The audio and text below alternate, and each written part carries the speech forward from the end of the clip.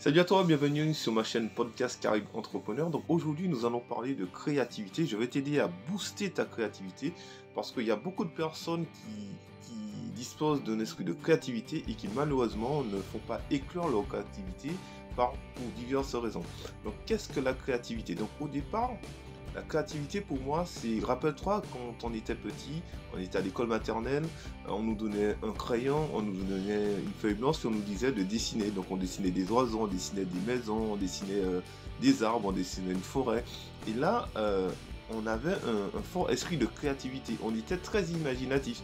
Et quand on regarde, surtout en maternelle dans les petites classes, les enfants font beaucoup de travail manuel et cela booste leur créativité. Je me rappelle aussi quand c'était Pâques, on prenait des œufs puis on faisait des dessins dessus. Tu vois, et là vraiment parce que notre créativité était entretenue et les maîtresses et les maîtres boostaient notre créativité au travers d'ateliers créatifs.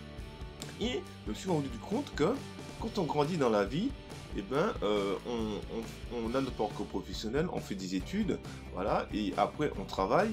Et je me suis rendu compte que après cela, on se trouve dans un cadre, on se trouve dans un moule en fait, dans un environnement qui ne nous permet pas forcément d'aller au bout de notre créativité. C'est-à-dire que par rapport aux études que tu as fait, par rapport à l'emploi que tu as décroché, voilà, ta créativité sera limitée par rapport à un cadre.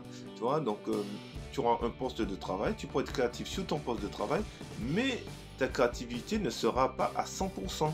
Tu vois, donc elle sera limitée.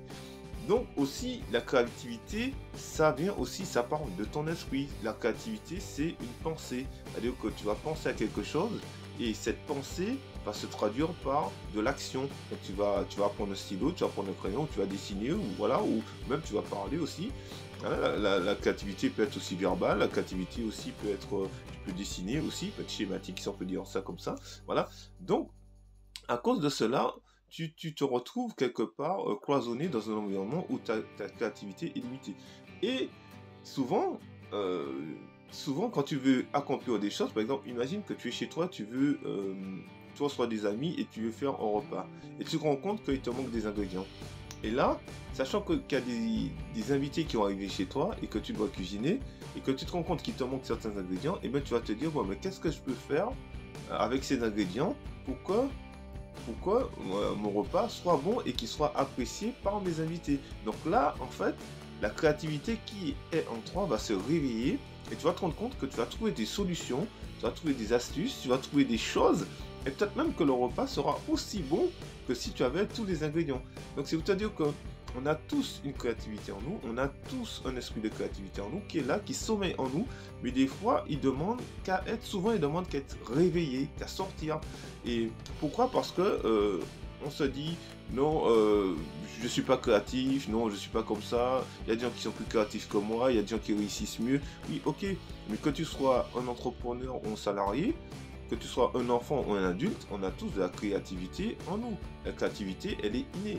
Après, chacun a un degré de créativité, c'est vrai, mais nous sommes tous créatifs. Tu vois, nous sommes tous créatifs. Donc, pour être créatif, il faut cultiver cela, il faut être curieux, il faut peut-être aussi aller voir ce qui se passe ailleurs, voyager, écouter des podcasts, regarder la biographie d'entrepreneurs qui ont réussi.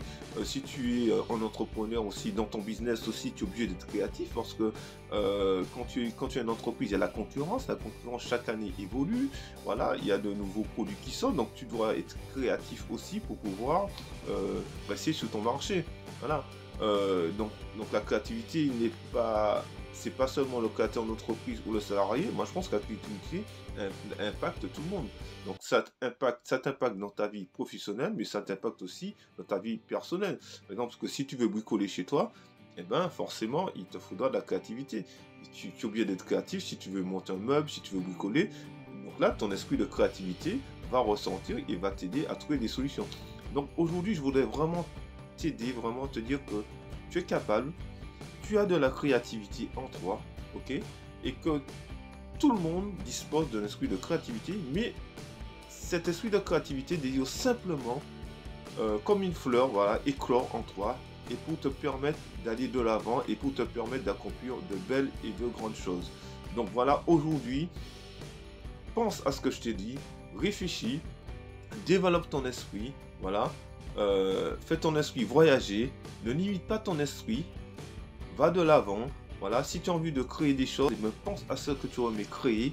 Voilà, si peut-être que c'est un concept qui existe déjà et que tu désires simplement l'améliorer, et bien voilà, améliore-la à ta manière avec ton sens créatif.